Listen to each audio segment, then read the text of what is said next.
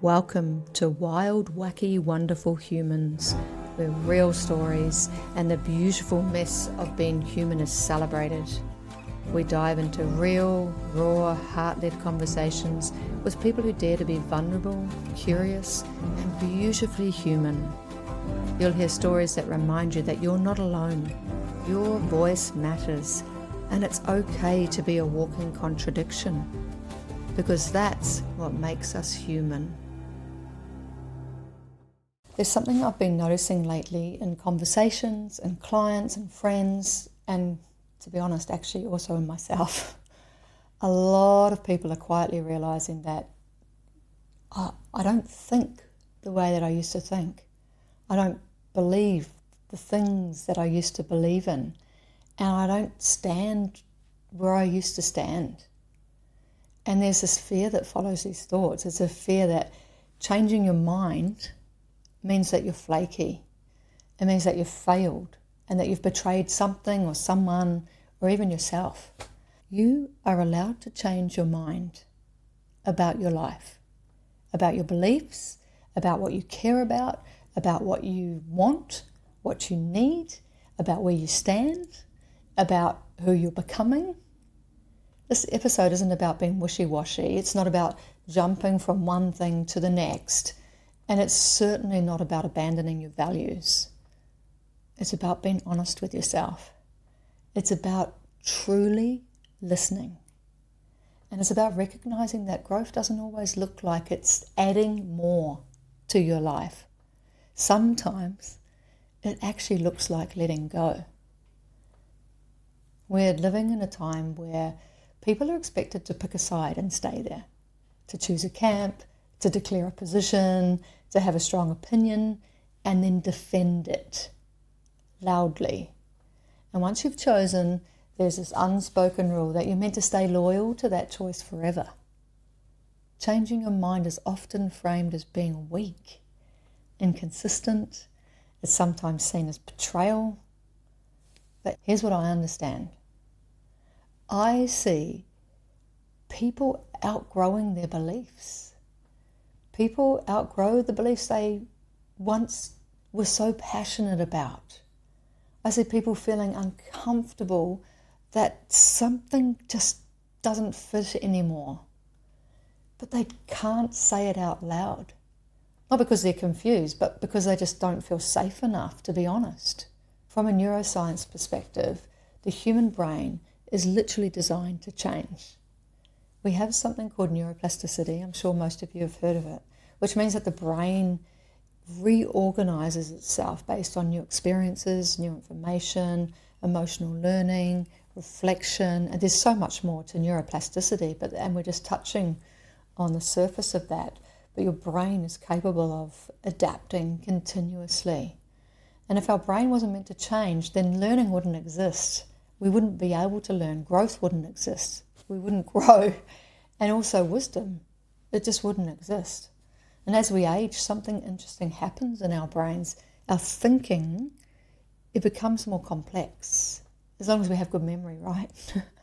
We become more capable of holding paradoxes. And I think this is one thing that's really intriguing to me, is that we often think we have to be one thing or the other. But you can think both. You can believe two opposing thoughts. You can believe two opposing ideas. It's really intriguing. And as we get older, we have a deeper capacity to sit in paradoxes or paradoxes.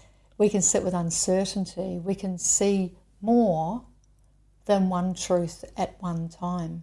And often, like I say, very contradictory truths all at once, which is pretty fascinating. And psychology calls this cognitive maturity.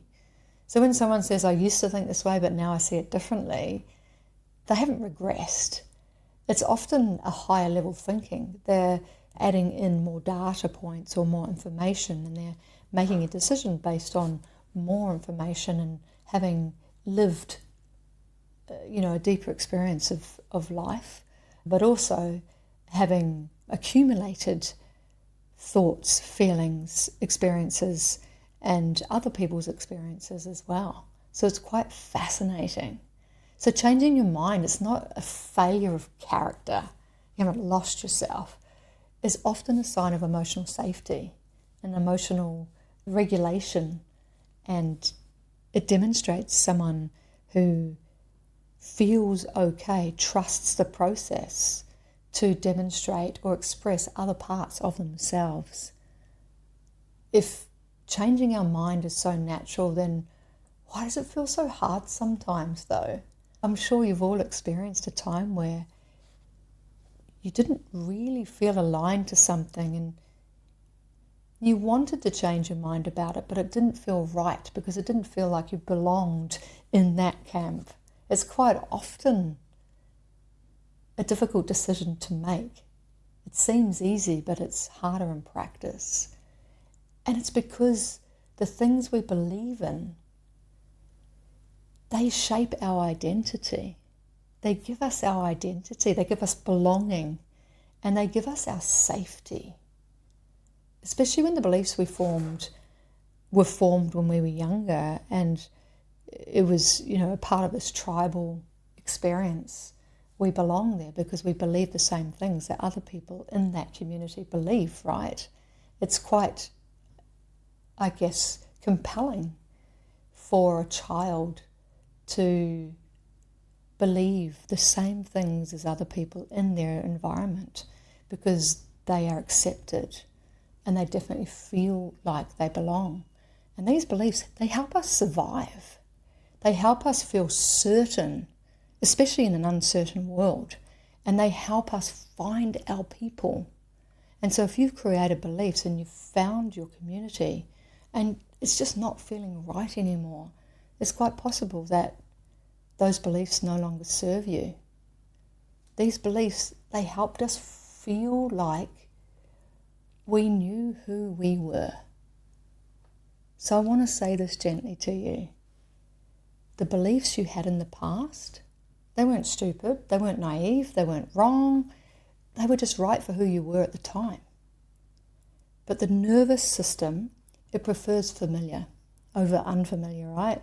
So even when an unfamiliar truth is more aligned to who you are, letting go of that truth can feel really threatening.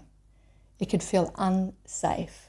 It can feel destabilizing, and it can feel like you're losing control, even when it actually feels like you're coming home to your truth, when you're stepping into your truth. Research is really clear on this. We don't change easily with confrontation. We don't change easily by being shamed and blamed. We change with the most ease through listening. And there are two kinds of listening I want to talk about today. The first one is listening to yourself. Who does that well? This is such an important key to truly stepping into the beliefs and the ideas and the opinions and the truth of who you are. You might notice that if you're living a belief or an idea or an opinion that is not aligned, you might start to feel exhausted when you're trying to defend that belief. You might have tension in your body, you might be irritable, you might feel heavy around that belief or that idea or that topic, and you might feel just blah, no energy around something you used to be fiercely passionate about. Does anyone experience this? Sometimes the first sign that you've changed your mind is fatigue. We can go into a shutdown, we can go into like a hibernation in a way. It's not because you don't care anymore, but it's because you're carrying something that doesn't actually fit anymore. The second kind of listening is listening to others. Some of us have a really difficult time with this, especially where beliefs are concerned. We want to stick to our own belief and we want people to believe what we believe. It's so important to listen to other people and not listening to someone to respond to them, not listening to someone to argue with them or to force your belief on them or to prove a point or to convert someone to your point or your belief. But the key in this is listening to understand. Listen with curiosity. Listen to other people's lived experiences. Hear it from their experience, from their perspective. And listening without needing to agree. You don't need to agree either. And that's something that many of us are very, very guilty of, is just agreeing when someone's talking. That's not necessary. Listening without having to collapse your own viewpoint or your own ideas or your own beliefs, that's not necessary either. And listening doesn't mean that you're abandoning your truth. It means that you're available to hear other viewpoints, other opinions, other ways of being. And that takes a lot of courage. You can change your political views, you can change your social views, you can change ideas that you used to defend fiercely. I'm sure you've seen this before. We see this a lot in politics, where they use a previous idea or belief against that person later on down the track if they change their mind. You can change ideas that you used to defend fiercely. And you can do that without losing your values. Often what changes isn't the value itself, but it's how you feel or how you believe that value should be expressed. Compassion can stay, justice can stay, care for humanity can stay, but it's the framework that you believed in. And sometimes we believe in frameworks as the only possible way to express a truth or a value. And when you start to look at those frameworks and you start to know that it's possible to break down those frameworks or change those frameworks, you're not losing your values, you're just expressing them in a different way. Research shows that when our identity is linked or fused or attached to an ideology, then when we change our mind, it feels like the ego is dying. But when our identity is rooted in values, rather than the views, the ideas, the beliefs, then evolution is possible. Collaboration is possible.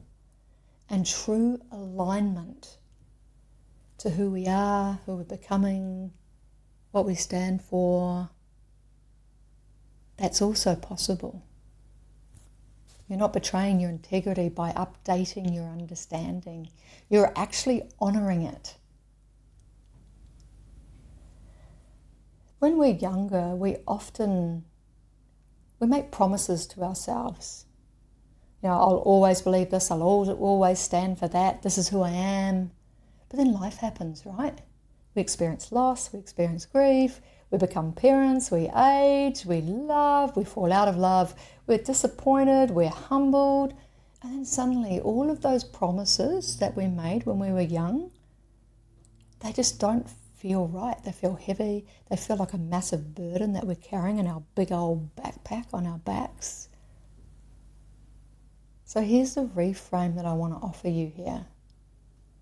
You don't owe your past self your future. You can honour who you were without living as the past version of the self for the rest of your life.